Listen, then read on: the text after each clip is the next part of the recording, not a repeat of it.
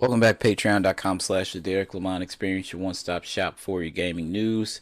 This releases on Saturdays on Patreon at 2 p.m. in the afternoon Central Standard Time, and it releases on the free feeds, Apple, Spotify, YouTube, iHeart, Amazon, etc., Tuesday mornings at 9 a.m. If you guys also listen to The Last Word, excuse me, I just wanted to let you guys know there will not be an episode of The Last Word this weekend, and the preceding week due to the fact that it is Resurrection weekend, aka Easter weekend. Also, it is WrestleMania weekend and episode 2 of The Last of Us season 2, and we're expecting things to, go in a certain manner with a certain golf club. So, I just wanted to kick back, enjoy some time. Um, got a lot of stuff to kind of do this weekend. It's going to be pretty busy. NBA and NHL Stanley Cup playoffs, as well as the NBA playoffs, start this weekend as well. So yeah, it's going to be pretty busy, pretty hectic. I usually do record it during the week and then post it on the weekend, but I think I take a week off and just give you guys a weekend gaming this week. So if you're looking for that, there won't be an episode this week, but I will be back with a new episode next week. Anyway, we're gonna go ahead and start this thing off. Um, Usually we start with grain of salt. This isn't exactly a grain of salt thing. It's an opinion. This comes from Tom's Guide. I just played Indiana Jones in the Great Circle on PS5 Pro, and it's so much better than on Xbox Series X. This is the definitive console version. This is from Tony Polanco. This was published 2 days ago. I'm recording this on Wednesday evening. Indiana Jones and the Great Circle was one of the best Xbox Series X and PC games released last year. We gave Bethesda's take on the iconic franchise a glowing review, and I personally had a blast playing it on my gaming PC. Now the game is finally available on PlayStation 5 and PlayStation 5 Pro. While PlayStation gamers will get the same core experience as on Xbox Series X, they'll be treated to some PS5 and PS5 Pro specific enhancements. This includes native 4K resolution, smoother performance, and DualSense controller features. If you're a PlayStation 5 or PlayStation 5 Pro owner and didn't get to play this game before, you're in for a big treat. It's now one of the best PS5 games. Here are 3 reasons why Indiana Jones and the Great Circle is better on PS5 than on Xbox. Native 4K resolution and ray tracing, smooth performance, DualSense features. I'm not going to go into great detail about this. They have about a paragraph, about 3 or 4 paragraphs on each. But they say the 4K resolution is native and the ray tracing is phenomenal. It's noticeably sharper and smoother on the PS5. The game was always visually stunning, but it looks, better on the PlayStation 5 Pro. Global illumination also helps you feel like you're in the middle of the jungle during the opening sequence, which is a playable version of the intro in Raiders of the Lost Ark. I took my time during this part so I could better admire the dynamic lighting and colorful flora around me. Every environment employs each equally rich visual flare. I'm sorry. Smoother performance. Sony says Indiana Jones and the Great Circle runs at a stable 60 frames per second. I don't have a frame counter for my PlayStation 5 Pro, but to my eyes, the game certainly runs buttery smooth. I didn't see a dip in frame rates even when running for my life to avoid being crushed by a giant boulder. Same is true whenever I get engaged in one-on-one battles against foes or swung across precarious terrain with my trusty whip. You want steady frame rates during action sequences, and based on my experience, this game does not disappoint. DualSense features. Indiana Jones and the Great Circle on PS5 doesn't just give visual and performance updates, but some neat features for the console's DualSense controller. Haptic feedback and adaptive triggers do their part to draw you into the action, having the controller rumble in your hands during the cave collapse and feeling resistance as you tug on your whip to pull yourself up a ledge makes the game feel even more exciting. Bottom line, Indiana Jones and the Great Circle isn't a new game. It's still worth it for PS5 players to see what their Xbox and PC player counterparts have enjoyed since last December. As I've outlined, you'll actually get the best version available on console thanks to the all-new features and enhancements. If you're a fan of games like Uncharted and Tomb Raider, then this is an adventure worth pursuing. The thing about this is, and I think it would have been more enjoyable for me if it was in third person. I haven't checked it out. I didn't get the PS5 version. Um, Maybe I will. I don't know. If it was in third person, I almost certainly, actually not even almost certainly would have done it. First person games, they kind of give me, But I don't know. I will tell you this: the game is actually really good. Did play it on the Xbox Series X. Um, if you're looking for something action adventure packed and stuff like that, and especially if you're a fan of the Indiana Jones franchise, this is definitely something you want to look into playing. Just saying. In other news, this comes from our friends over at The Week in Gaming. Ghost of Yotei was bug-free even in early stages of development. Former PlayStation exec Shuhei Yoshida recently praised Ghost of Yotei during a podcast, calling the title, quote, bug-free and completely playable in the early stages of development. Spotted by Games Radar Plus, Yoshida recently appeared on the Easy Allies podcast talking about he playtested Ghost of Yotei and how it felt in the early stages of development. Yoshida stated that Sucker Punch has always, from the very early stages of development, had a playable experience whenever you try the game. It's kind of bug free. Somehow the game doesn't crash, even after they have been changing the battles so many times, but it still always works. Yoshida added that Sucker Punch takes feedback from all sides, which is why he's been able to play several versions of Ghost of Yotei. I'm sorry, Ghost of Tsushima and Ghost of Yotei. He also narrated a situation where he visited the studio even after he had left the first-party publishing side, and the game producer asked Yoshida to try Ghost of Yotei while in development and provide his feedback. Yoshida said, quote, it always felt great and is looking forward to its release. Before talking about trying Ghost of Yotei, Yoshida stated that out of all the teams he has worked with in the past, Naughty Dog and Sucker Punch are the ones that will always make the game feel right. He explained that you forget you're holding a controller as it feels so natural and intuitive to play. In other news, Ghost of Yotei has reconfirmed its 2025 release window. Also, an anime based on the Ghost of Tsushima Legends franchise has also been confirmed. I'm personally looking forward to Ghost of Yotei. Funny thing is, I didn't think that I was going to play Assassin's Creed Shadows, and now the more I look at it, I'm like, I actually do want to play this game. Um, I don't know if I'm going to play it before Ghost of Yotei releases. The funny thing about Shadows, though, I remember when we first saw game play and stuff like that, I was like, this just looks like the Ubisoft version of Ghost of Tsushima. Um, and it's not a bad thing because Ghost of Tsushima is a really, really fucking good game. It just felt like they copied almost everything. Even the UI looked really similar. I'm not gonna lie. I was like, this is like when a friend copies your homework when you're younger in school, and they do everything but put your name down. Like they may leave, like don't put a period here or do something. Don't make it look like insanely obvious. But it's like you did everything except copy my name. This is what this felt like.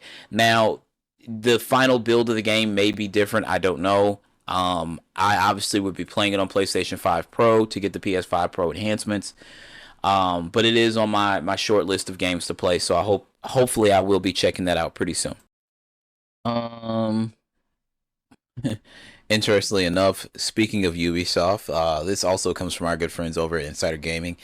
Ubisoft apparently is developing a new battle royale heavily inspired by Apex Legends. The game, which is currently under the project name Scout, is so heavily inspired by Respawn Entertainment's highly successful Apex Legends that it was once used as a thumbnail for the project. That's interesting. It's understood the game has been in development for at least a couple of years and will feature very similar characters to Apex Legends, including a spin on Pathfinder, Wraith, Lifeline, and other characters from the game. One source said on the project, quote, I think the goal is to capitalize on the player count of Apex dropping and and them Ubisoft higher ups thinking that there's room in the market for another hero battle royale. There isn't. I want to tell you that right now. That like it's. I'm telling you, we're getting to the point where it's going to be like people still play those battle royale games. Well, never mind. I'm not going to say that. I'm not going to say that. I never mind. My opinion. And interestingly enough, the project seems to go against Ubisoft's own internal research team, who recently asked the question as to what's next after Battle Royale, while citing the decline in players across various Battle Royale games, including Apex Legends. Go figure. Look at that. EA itself has also admitted that Apex Legends is no longer doing what it needs to do financially for the company, with CEO Andrew Wilson saying that the game will have a, quote, major update dubbed Apex Legends 2.0 in the future. As for whether EA can reinvigorate the franchise remains to be seen, but in Ubisoft's eyes at least, there's still room in the market for Apex Legends style Battle Royale. This is Ubisoft's first time in the Battle Royale market either. In 2020, they launched Hyperscape, pulling the plug on the project around 18 months after release. Internally, Ubisoft has canceled around a dozen Battle Royales for one reason or another in various stages of development since then. As for Ubisoft itself, the future is still uncertain. Its announcement of a new subsidiary with Tencent still has players, developers, and investors worried and confused about the company's future. Um, They don't know what they're doing over there. Earlier this month, Ubisoft stock fell to a 12-year low amid company uncertainty and fell a lot more harshly versus competitors during the market crash. It's a hodgepodge over there. They're just throwing shit at the wall trying to make something stick. and nothing is particularly working. And you have to wonder, well, you could probably get the stock for, I'm not gonna say dirt cheap right now, but you're not getting it for pennies on the dollar or anything like that. At least I don't think you are. But I don't know. I think, and I could be wrong, I think we're heading towards some sort of another video game crash. All the games as a service games, all the money invested in some of those games that is not paying dividends. To follow the leader, to find out they had that many battle royale games in development over the last few years and they just shelved them all. That's concerning. Um, you can't operate at the cost that they are developing AAA titles and stuff like that. I think we're at a point where we're going to start to see diminishing returns as far as new console generations visually, unless we get the like, unless they come up with the AI to make games actually look like they're pretty lifelike now, but like if somebody walked past the TV and they couldn't tell if you were playing a video game versus watching, NFL game, we're close. I remember like in the 90s being like, this looks so real, and it's like, no, it didn't. It was really fucking pixelated. But back then, that was like certain games looked really fucking good back then. If you look at those games now, you're like, how did we ever think this was like lifelike or anything like that? But with every generation, like people don't keep in mind when we went from like the 16-bit to the 3D games didn't look all that good. Go back and look at like Final Fantasy VII is one of my favorite games of all time, but the polygon characters just not great. Not great. And then you get to the PlayStation 2 and it's like, we're going to fix these things. We're going to have rounded edges and smooth, and humans are going to look like humans. And then we thought it can't get any better than this. And then we got to the PS3 360 generation, and I remember like all like shooters and stuff from that era, like browns and greens and stuff like that, and it didn't really look great. And then we got to the PlayStation 4 and Xbox One, and it's like, this is pretty fucking cool. And then when we get to this generation, it's like we may have already peaked. The only thing we can really, really do is improve lighting and then quality of life features for the console. We're not going to see any more graphical jumps. I just don't think that that's going to happen. I think that we've already been there. Um, but as far as this all goes, Ubisoft, they just seem to never know what they're doing, ever. I mean, look at it like this. I forget what year it was they showed Beyond Good and Evil 2. That game should have been out now. By now, it should have been out. Because everybody's looking like, look at Insomniac. We still don't know when the hell we're getting Wolverine. And we saw that at the same time we saw the announcement trailer for Spider-Man 2. As well as God of War Ragnarok. As well as Gran Turismo. I think everything's shown other than Knights of the Old Republic, and we know how that game is in absolute development hell and it may not even exist anymore, but I want to say a good percentage of what was shown then is out already. So I would trust Insomniac a million times over before I trust Ubisoft, so I just don't think this is a good idea. And again, it's Ubisoft being Ubisoft, and I kind of feel like this is going to fail. Just being completely honest, I don't want it to fail because I don't want people's jobs to be in jeopardy, but this feels like it's 100% going to fail. I'm just saying. It's so funny that as I'm going over the stories, I'm on videogameschronicle.com, and there's the ad at the bottom of the screen. Amazon Fire TV Stick, Game Pass. Fire TV is also an Xbox, and it's like just not great marketing from Microsoft. But anyway, in other news, this is very, very interesting considering the way things have gone and the prices and tariffs and things like that. New information, PlayStation Plus prices in Canada are increasing. Annual extra and premium subscriptions are both increasing by $35. So going forward, 1 year plan essential is going to be $109.99 Canadian dollars. Extra $189.99 Canadian dollars. Premium $224.99 Canadian dollars. Canadian subscribers, including Reset Era user Giallo, have been reporting that they've received emails from Sony informing them that the 12-month subscriptions to the service would be rising from June 24th. On that date, the price of the 12-month PS Plus Essential subscription will change from $94.99 to $109.99, an increase of $15. 12-month PS Plus Extra subscription will increase from $154.99 to $189.99, an increase of $35.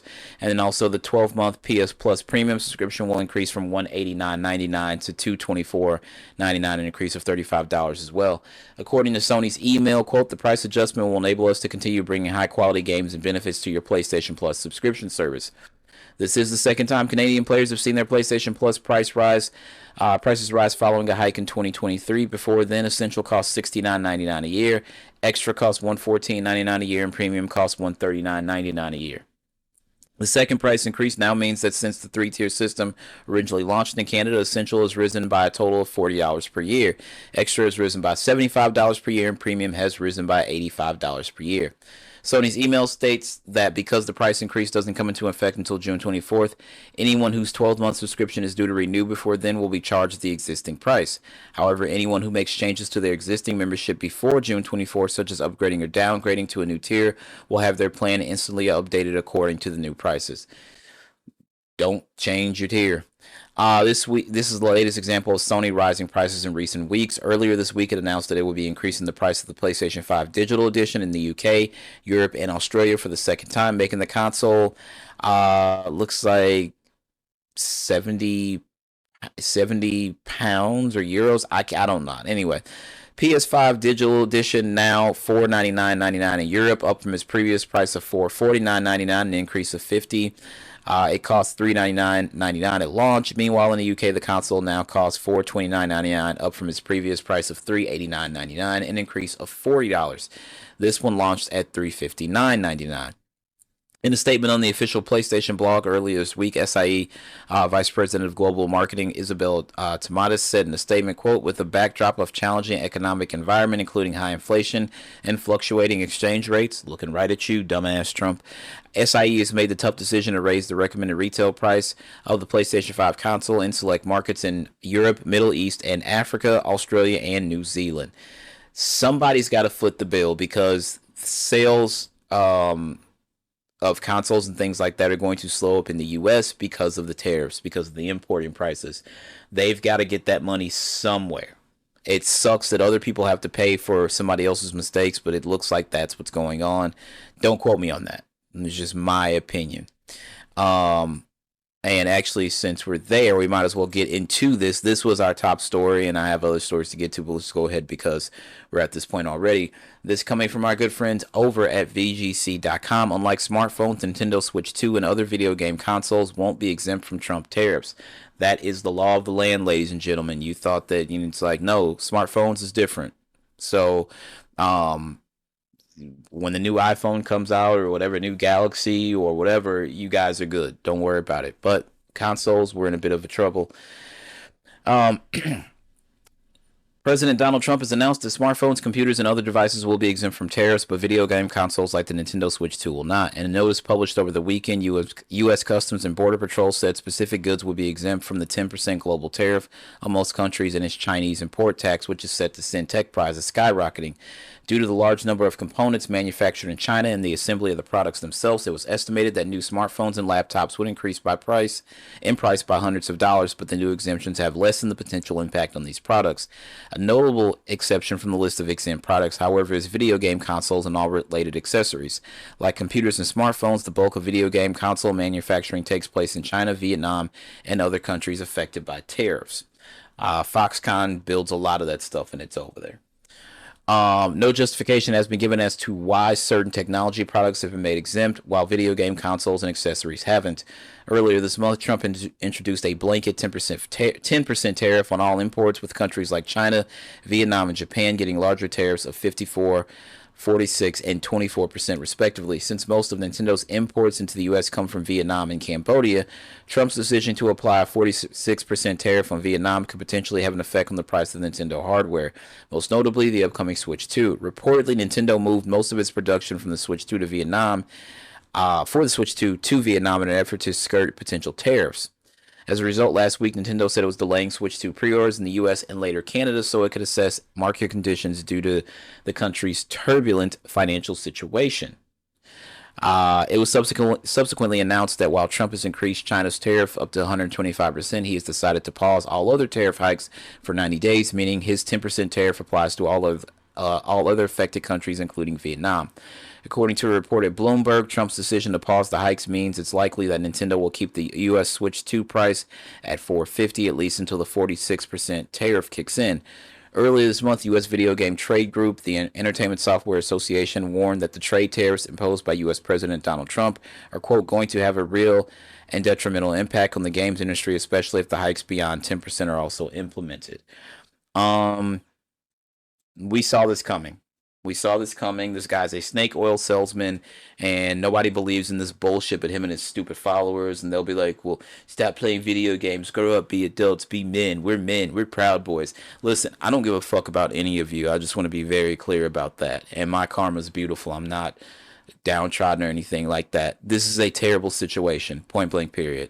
There's kids who worked who were cutting yards and making the honor roll, and their parents are like, if you do this, that, and the third, you will get a new gaming console. And these kids have done this, and their parents are going to look at them and say, yeah, unfortunately the president imposed tariffs, so we can't get you that gaming console. It's a little more than we bargained for. And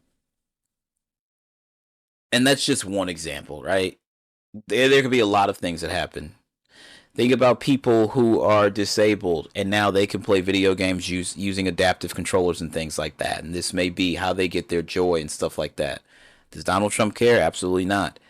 But aside from gaming consoles, the tariffs on imported goods, like people don't realize how much lumber comes from China and how this is also going to affect the automobile industry and how the microchip was like the point where technology really took off.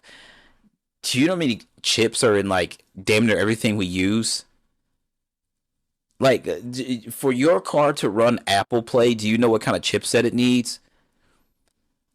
So everybody who has a car with a nice, decent size screen, touch screen, and all that stuff, think about that, right? So a lot of people voted to affect people of color, and they were just like, "Hey, it doesn't bother me, MAGA country." And then when it started to affect them, I didn't vote for this. Yeah, you did. What you voted for was to hurt people of color, and in turn, you ended up hurting yourself as well. Elections have consequences, and so does racism. So here we are. We are now in the fuck around and find out phase. You guys fucked around, and now you are starting to find out. So enjoy. Again, my karma's beautiful. I don't care. Um, in other news, Phil Spencer talked to the people over at Variety. I don't even. Boy, this is quite the article from what I was told. The execs at Microsoft, Warner Brothers, and Legendary can now breathe a collective sigh of relief as a Minecraft movie proves to be a certified hit after its second big weekend at the box office. Heading into the Jack Black and Jason Momoa-led movie's April 4th launch, uncertainty surrounding how the project would perform was high, but Microsoft Gaming CEO Phil Spencer was ready for whatever reaction was coming. Hopes were high amid the company's hit Fallout TV series at Amazon, although the risk was clear following the cancellation of its Halo adaptation on Paramount Plus. Not to mention the mixed results for projects from competitors. For every The Last of Us and Super Mario Brothers movie, there seems to always be a Borderlands movie that knocks the game back a peg. Gaming giants' desire to take the risk on a move into Hollywood outweighed the fear of a flop, and the game will prove to be worth it for Spencer, Minecraft developer Mo Yang, and Microsoft's franchise-focused team led by Kayleen Walters. Spencer spoke with Variety for a feature story ahead of the movie's release, and along with his hopes for a, quote, Minecraft movie, revealed plans for a future Microsoft IP adaptations, including Fallout Season 2, while balancing Microsoft Gaming and Xbox first-party priority video games. I'm going to skip over the movie stuff and get down to the nitty-gritty, the gaming. Where we at? Don't care about that. They're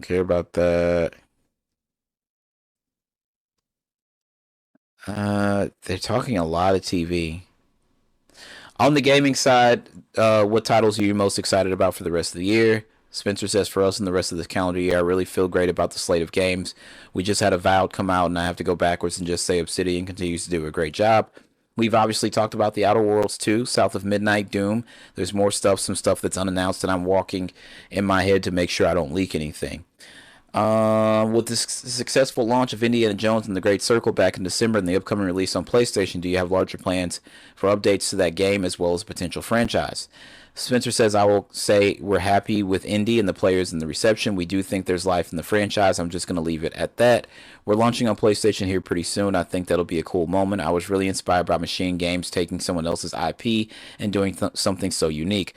I'm surprised about what the team can do next. I'm sorry, I'm inspired about what the team can do next. Certain people were kind of pushing them on a first person versus third person. I wish those people would have pushed a little harder. And I think once you play it, you realize you are indie. But going forward, I also want to give the teams the ability to do our own games and our own franchises. We have a lot of room to tell new stories as well. I want to make sure that's an option for us. Variety says Switch 2 is set to be released soon. As you begun to branch out with games available on PlayStation and Nintendo consoles, do you have plans for specific projects on Nintendo Switch 2? Phil says, so we've been supporting Switch 1. I want to support Switch 2. Nintendo has been a great partner. We think it is a unique way for us to reach players who aren't PC players, who aren't players on Xbox. It lets us continue to grow our community of people that care about the franchises that we have. That's really important for us to make sure we continue to invest in our games. I'm a really big believer in what Nintendo means for this industry and us continuing to support them and getting the support from them for our franchises. I think it's an important part of our future, I'm sorry.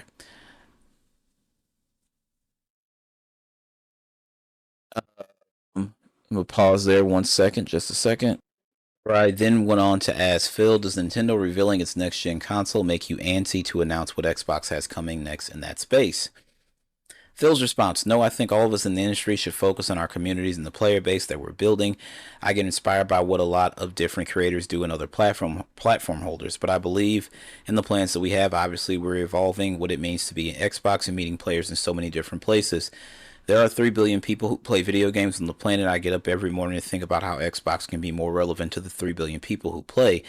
And that's through making sure we're leading in how our games and our platform features can be available in as many places as possible, whether that's the cloud, whether it's people playing on PC, whether it's people playing on consoles. So we're really driven by trying to grow our franchises and our platform to be an important part of gaming for as many as those 3 billion gamers as we can reach. Variety, of course. How are you viewing Game Pass's ongoing role in the larger Xbox business right now? Per Phil Spencer. I'll start with just how many people are playing games, and I've always thought about Game Pass as just another option for somebody who wants to play. We have many business models for people playing from free to play, buying games, discounted games. Game Pass is an option. So when I'm looking at Game Pass, I want to make sure the hours that people are playing continue to go up, that new people see this as a way for them to find and build their library of games, and we remain focused on that. Our biggest area of growth right now are PC and cloud, which makes sense since consoles all up are a good business. They're established business, but they're not really a growing segment in gaming. So we've got good growth on PC. We've got good growth on cloud in terms of users and hours in console. Console continues to be a really healthy part of Game Pass. There isn't a unique need for Game Pass to be the only way for people to play. If everybody who's a Game Pass subscriber instead decided to buy their games, that's good for the business as well. For me, I look at Game Pass as a healthy option for certain people. It's not for everybody. If you play 1 or 2 games a year, Game Pass probably isn't the right business model for you. You should just buy those 2 games, and that would make total sense. But I want you to have the choice, so we remain focused on everything that's on Game Pass. Focused on everything that's on Game Pass is also available to buy. We're making those games available to buy in more places, and I look at the overall hours of people who are playing on Xbox, playing our games, and that's a number that continues to grow fairly substantially, and that's really the metric I think about for success. And Game Pass has been an important part of that, but I don't try to solve for the Game Pass. Try to solve for Game Pass specifically on its own. It's kind of part of the equation for Xbox finding new players. Uh, More about Fallout Season 2 and Minecraft. I don't know. It's just more Phil speak, if you ask me. It's him talking around things. Um, I just don't see the point of. Mm, I don't see the point of another Xbox console. It doesn't seem like they believe in consoles as a hardware. It seems that they seem very devoted to PC, which I get it. A lot of kids are these days. The one thing is, I want the people keep remember. They're like, well, PlayStation games go to PC after like a year. That's true. You know what never goes to PC? Nintendo games. That's not happening. So you guys can like, I'll get a PC and play everything. That's not going to happen. That's not going to happen. You cannot account for Nintendo games on PC. Now, there's ways around it, but those ways can land you in a bunch of legal trouble. So I would recommend that you don't fucking do that. But it's just crazy. Everybody's like, the console market is dying. It's like, build a PC and then you have to upgrade for what it costs for a good graphics card for your PC. That's about the price of a console. Well, I only have to do the okay, yeah. You after a while, you're gonna have to add more RAM or updated RAM. You might have to add a new CPU, GPU, stuff like that. Essentially, like everybody's like the PlayStation 5 Pro conversation was interesting because they were like, well, for this price you can just build a PC. Not a good fucking PC. No, the fuck you can't. Not to play AAA third party games. You're not like a $750 PC build is not gonna let you play the Grand Theft Auto 6 at the highest settings, and we're not even getting that. If we get GTA 6 this year, we're not getting it on PC till the following year.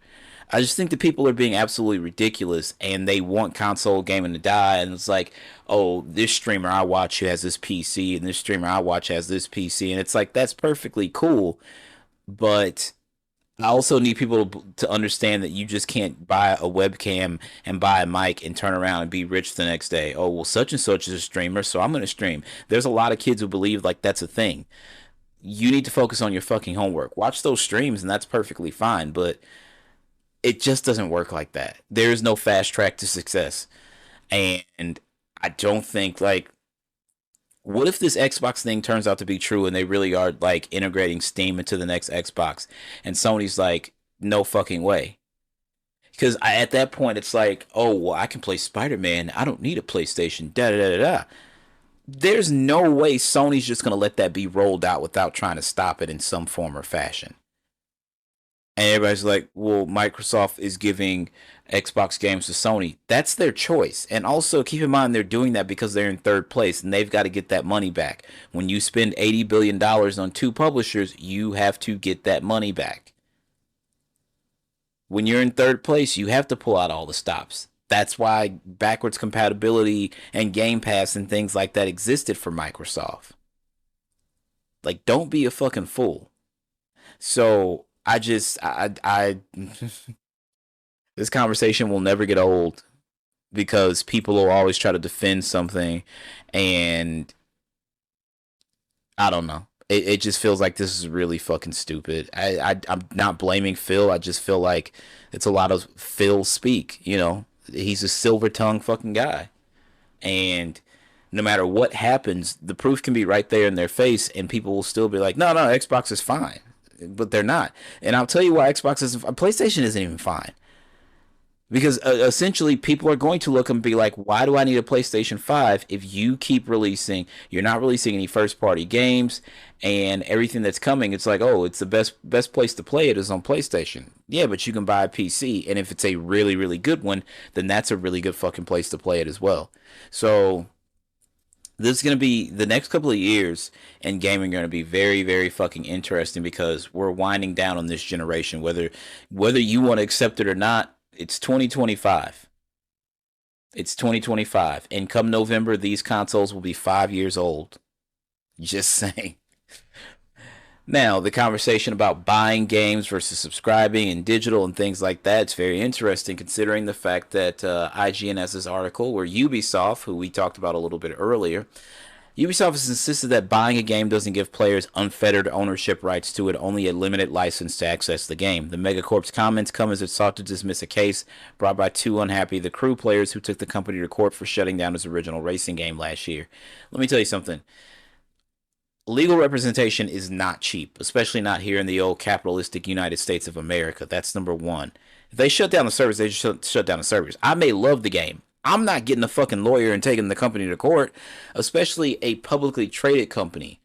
Because if you think your lawyer's good, think about a company that makes millions upon millions of dollars a year. How good do you think their legal team is? That's my question that I want to pose to you. Just how good do you think Leisure Suit Larry, who's your lawyer, is going to do against the Ubisoft lawyers? And that's why this Drake and UMG thing is funny. It's like people are like Drake's going to win this, and I'm like, Drake is a very wealthy man. You know who's wealthier? UMG, because they allowed Drake to be wealthy. So you can only guess what their legal team looks like. And even if it was that bad, UMG could probably tie this thing up in litigation for years. And at some point Drake would just have to say, "All right, fuck it, I'm done." And this is the same thing I see happening with the Ubisoft situation. 2014's The Crew is no longer playable. No version of the game, whether it's physical or digital, or even if it's owned already, can be bought and played in any capacity, with servers going dark completely at the end of March of 2024. Ubisoft took measures to create offline versions of The Crew 2 and the sequel of The Crew Motorfest to enable players to keep playing, but no similar action was taken for the original. At the end of last year, two gamers took Ubisoft to court, stating that they had been, quote, under the impression they were paying to own and possess the video game The Crew instead of paying for a limited license to use The Crew. Quote, imagine you buy a pinball machine and years later you enter your den to go play it, only to discover that all the paddles are missing. The pinball and bumpers are gone, and the monitor that proudly displayed your unassailable high score is removed, the initial lawsuit read. As spotted by Polygon, the claimants accused Ubisoft of violating California's false advertising law, unfair competition law, and Consumer Legal Remedies Act, as well as common law fraud and breach of warranty claims. They also suggest Ubisoft broke California state law around gift cards, which are not allowed to expire. These gamers also provided images that depict the activation code for the racer clearly shows that it does not expire until 2099, which they believe implies that the crew will remain playable during this time and long thereafter. This is why video games on the internet is not always a great thing, because once they take the servers down, it doesn't matter. If you still have a Super Nintendo and you still have a copy of The Legend of Zelda: A Link to the Past and you still own a television, you can pop that game in and turn on the TV and play A Link to the Past. Why? Because it is an actual hard copy and it's physical media. And this is why I keep telling people buy physical media, because at some point they will take digital away from you. Point right here. Perhaps unsurprisingly, Ubisoft does not agree. Plaintiffs allege that they purchased physical copies of The Crew under the belief they were obtaining unfettered access to the game in perpetuity. Plaintiffs also take issue with the fact that Ubisoft didn't offer to create an offline single-player option of the game, otherwise known as a patch, when it shut down the Crew servers in March of 2024, Ubisoft lawyers wrote. The essence of the plaintiff's complaint is that Ubisoft allegedly misled purchasers of its video game, The Crew, into believing they were purchasing unfettered ownership rights in the game, rather than a license to access the game. But the reality is that consumers received the benefit of their bargain and were explicitly notified at the time of the purchase that they were purchasing a license. The response further adds that Xbox and PlayStation packaging contain a clear and conspicuous note in all capital letters that Ubisoft may cancel access to one or more specific online features upon a 30-day prior notice. Ubisoft has now filed a motion to dismiss the case. If that fails, the lawsuit does proceed, the two plaintiffs have demanded a jury trial. Storefronts, including Steam, now include an upfront warning to customers that they're buying a license, not a game. The change to Steam came after California Governor Gavin Newsom signed a law forcing digital marketplaces to make it clear to customers that when they buy the media, they only buy a license to the media. It's worth noting that the new law still doesn't prevent companies from yanking your content away from you, but at least they'll have to warn you about the true nature of your purchase before you click that buy button. And again, buy physical whenever you can. Buy physical whenever you can, because digital can be taken away from you. I'm looking for, like, there's like this thing on Amazon. It's an all-in-one. It's got a record player on top, a cassette deck, and a CD player. Why? I still have CDs and I still have vinyl, and I'm starting to see a lot of places are now, because vinyl's become so big, they're starting to sell cassette tapes, and I really want to invest in some. Buy physical media, because I'm telling you, they can take digital away at any time. And it's crazy how many cars don't come with CD players anymore. When they start pulling your favorite albums off these streaming platforms and you're in your car, you're just kind of fucking looking stupid. Do you want to really listen to the radio? Same couple of songs every hour on the hour? It's not cool. I implore you all to buy physical media. That's all I'm saying. Um, and then lastly, again, this kind of, it almost applies to digital, but not. It does. And this comes from our friends over at VGC, aka Video Games Chronicle. Zelda Nintendo Switch 2 ports finally let you repair equipment via mobile app bonus. Zelda Notes is a mobile app that will connect to the Switch 2 editions.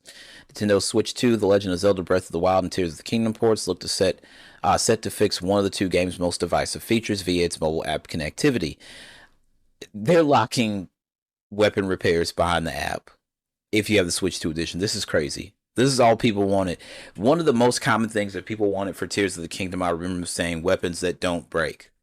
Because you get a really nice sword or something like that, or a spear, and then before you know it, it fucking breaks. And it's like, we can do it. Oh, people also wanted achievements for Nintendo consoles. We can do it, but we're going to lock it behind an app. This is crazy. As part of its big Switch 2 reveal earlier this month, Nintendo announced that Tears of the Kingdom and Breath of the Wild will both get Switch 2 editions, as well as a new app, Zelda Notes, which will be part of the Nintendo app. The app will allow players to navigate and leave notes on an interactive game map, share creations in Tears of Kingdom, unlock achievements, and more. The Zelda Notes app also allows Switch 2 players to roll a random daily bonus which can be stored and used in game. This includes generic items like meals and health boosts, but as spotted by Zeltic, one of the rewards is equipment repairs. Item decay is one of the most divisive features in the Switch Zelda games, with all but a few weapons decaying the more they're used, forcing players to seek different options.